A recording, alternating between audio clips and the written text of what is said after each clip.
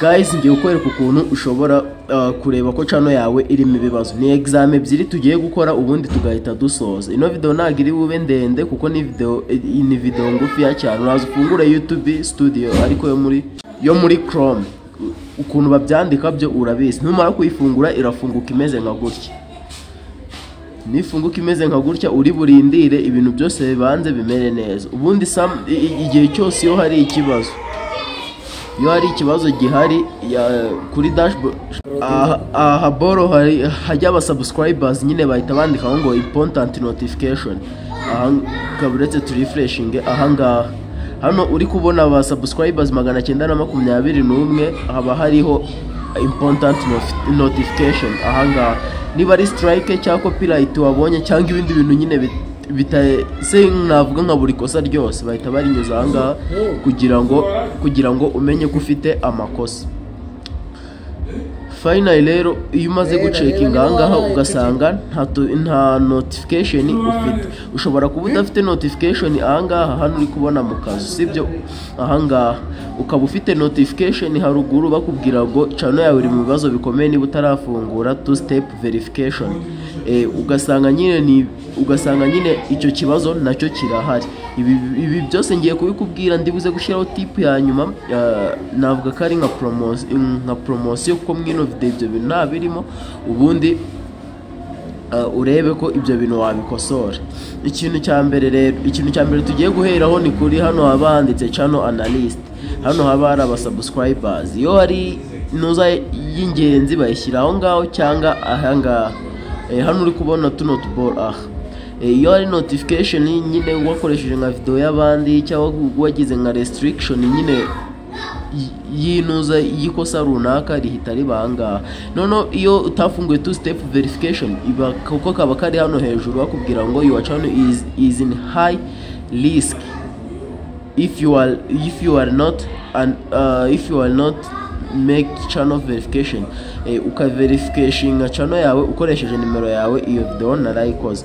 Ibyo biba biranga gusa iyo nyine itegeko nkwibutsa ko utajya uri violating kabiri ngo wakomeze bakwihanganira. Itegeko reba ririmo iyo baguhaye warning ahanga ukayibona, ushobora kutazanga ikaza hano kuri video. Bivuze ngo iyo baguhaye warning ukabibona ukabyihorera sibyo, iryo kosa uri karisubiramo, ntabwo bongera kuguha warning bahita bagukubita strike. Kandi strike nkwibutsa ugira 3. Iya mbere barakubwira ngo strike, ubwa kabiri strike, ubwa gatatu bahita basiba channel yawe nta notification nta no kukubaza. Gusa hari ukuntu bikora bikarangira nyine uhita wa applyinga ya strike class cyangwa ya copyright class bakakubaza ibinuza ibibazo ukabisubiza. Guys, ubwo urumva nyine ikintu kiba gisabwa no gutwara ibintu gakeya, warangiza ukareba ukanakosora ibintu ngiye kukwereka. Okay, ibintu ngiye kukwereka ni ibintu by'ingirakamaro ku muntu nyine navuga ku muntu ujya ukurikirana bino bintu. Niba ufite channel ukaba wafunguye ino video bivuze ngo ni ibintu by'ingirakamaro. Kora subscribe, fungura inzogera kugira ngo tuzabane no mu zindi video zitaha. Ikindi nkwibutse ni TradeX inyuraho ibintu nyine bitandukanye, inyuraho ibintu byinshi bitandukanye. Bivuze ngo rero udakora subscribe urumva uba uhomba. Kadukomeze video. Okay, ahangaha iyo nta strike naki ahangaha ibintu biba bimeze neza. Nahangaha niba ibi bizamini usa n'ubisoje, iki kizamini usa n'igisoje ugasanga nta strike cyangwa nta warning, nakwibukije ko baguhereza warning rimwe ku ikosa. Iyo ukoze ikosa bwa mbere baguha warning, warikora ubwa kabiri nta warning ya kabiri baguha bahita baguhereza strike. Ariko iyo waprayinze navuga strike copyright class bakubaza ibibazo bikeya wabisubiza ikamaraho iminsi 90. Nayo iyo utakoze iyo copyright class nyine ya strike igumaho paka. Ya strike igumaho mpaka. Kandi ikindi hano iyo utafunguye iyo channel verification hari ibintu byinshi utemerewe gukora, nko guhindura, nko gushyiraho thumbnail kuri video, kwa uploadinga video irengeje iminota kenze, gushyiraho video nyinshi ku munsi. Hari ibintu nyine utemerewe gukora. Ibi rero iyo birangije haba hakurikiyeho ikizamini kimwe. Ikizamini tugiye kureba, icara ufata umwanya. Ibintu tugiye gukora ni ibintu by'ingenzi cyane ku buryo nyine ino video navuga ari nacyo kintu ishingiyeho. Nicyo kintu navuga nayikoze ishingiyeho. Ino video tugiye kureberamo ibindi bintu by'ingenzi cyane ku buryo nyine buri muntu wese navuga uri kureba ino video akeneye kuba azi. Sibyo, ubwo nyine biragusaba kuba ufite umwanya uhagije kugira ngo urebe ukuntu ukora ibintu, cyangwa se tugendana step by step.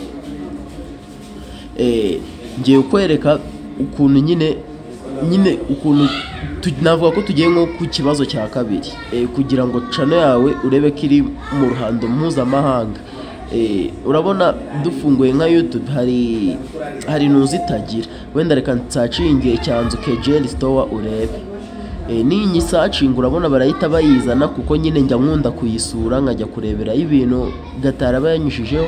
Bivuze ngo niba nkunda gusura ino channel bari buhita bayinzanira n'inkoresha no YouTube, bahita bakuzanira ibintu ukunda kureba. Gusa iyo ugiye muri Google Chrome, urabona bino ni ibintu narebye. Gusa iyo ugiye muri Google Chrome yawe, kadufungure Google Chrome. Iyo ugiye muri Google Chrome yawe, ahangaha uhituza uhituza hano basacingira, uhituza hano basacingira, warangiza ugakanda ukandikamo youtube.com, ugafungura YouTube binyujije kuri Google Chrome. Urabona ifunguka imeze nka gutya, ariko iyo ifungutse imeze nka gutya nta hantu bitaniye na yindi dusize inyuma. Uhituza ku tudomo dutatu, warangiza ugahituza hano handitse ngo new incognito tab. Ahangaha new incognito tab, aha hantu uhita uhakanda. Iyo usoje kuhakanda, ahangaha ntabwo baguhereza amahistory y'ibintu wasacinze cyangwa se y'amacano wakoreye subscribe. Ntabwo biho babizana, bahita bagutondekera bakoresheje nyine ku ruhando nyine mpuzamahanga, ukareba ngo iyawe ni yakanga. Rero ikintu cya mbere ahangaha ntabwo hano kuri incognito tab bemera kuri coding, ntabwo bemera screen record. Niyo mpamvu nyine uri kubona navuga hariho ibara ryijimye, ntabwo bemera screen record. So guys, reka nongere nsacinge Icyanzu turebe. Icyanzu Kejeli Store. Uri kubibona nk'ukuri kubireba, nari nibutse ko mutari kubibona. Ndi kubona iri nko ku mwanya, ndi kubona iri nko ku mwanya wa 10, kuko ndi kuyibonamo.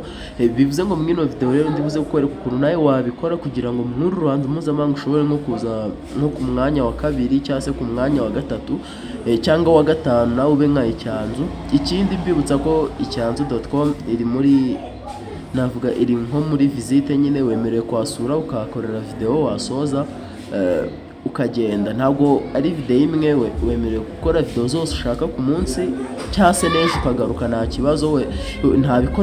Nta bikoresho bagusaba cyangwa se ngo urishyura cyangwa ukodeshe n'iki. Ibikoresho byose barabigutiza, upfa kubihasiga, icyo ushimye urakishyura ugacyacura.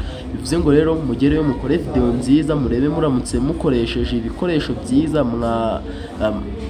nyine byagaragara nka gute. Mwe mugereyo murebe ibyari byo, ubundi muzagaruka munshimire niba ari ngombwa, nibitaba nyine ari na ngombwa muzigumireyo ntari. Gusa nyine ni welcome igihe cyose. Ubwo rero guys, muhasure hari available. Ubwo rero guys, ubwo nyine ni mubasura bakabafasha, maybe I believe you return. Gusa nyine urabona ubigenje nka gutya bihita bikunda. Ubwo channel yawe ihita igaragara, ukamenya ngo channel yanjye iri ku mwanya wuhe, nayitwara ute, nabigenza gute. Ako kanya rero uhita uri taninga studio. Ngiye gushyiraho ya promotion, niyo nikurikiyeho, ngiye kubereka iyo promotion ihagaze ite. Rero ikintu cya promotion nayo nabateguriye, hari ikintu bita channel history. Iyo channel history itarafunguka ari ibintu byinshi ubutemerewe gukora, nko kwa uploadinga video nyinshi, gukora live nyinshi ku munsi, nyine hari ibintu byinshi utemerewe gukora iyo utarafungura ino channel history. Kandi ubundi ni ibintu byo usanga bibangamye cyane. Ubundi ntabwo yemerewe kumara amezi, urabona ni ingi, ntabwo yemerewe kumara amezi 2 kuri channel yawe itarafunguka. Ubundi channel nzima ifata amezi 2 igafungura channel history. Niba utarayifungura channel yawe ikabirengeje amezi 2, menya ko ufite ikibazo gikomeye cyane. Ubundi channel history navuga ko kugira ngo ifunguke ufata umunsi uzajya waprodingiraho video umwe udahinduka, nyine ugafata iminsi idahinduka, amasaha adahinduka, kugira ngo algorithm ya YouTube ibashe kumenya ngo ubundi ukora iki. Iyo umaze gusobanurira YouTube ikintu ukora, umaze gusobanuruka byose, ino channel history yo ubwayo irifungura.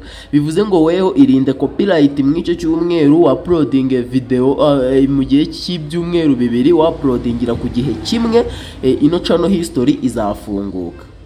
Nifunguka rero hari ibintu byinshi uzaba wemerewe gukora birimo nyine bizaba bitandukanye. Ubwo bye ciao, tubonane mu zindi video. Niba yagufasha ukore subscribe. Bye, ndabakunda, ciao.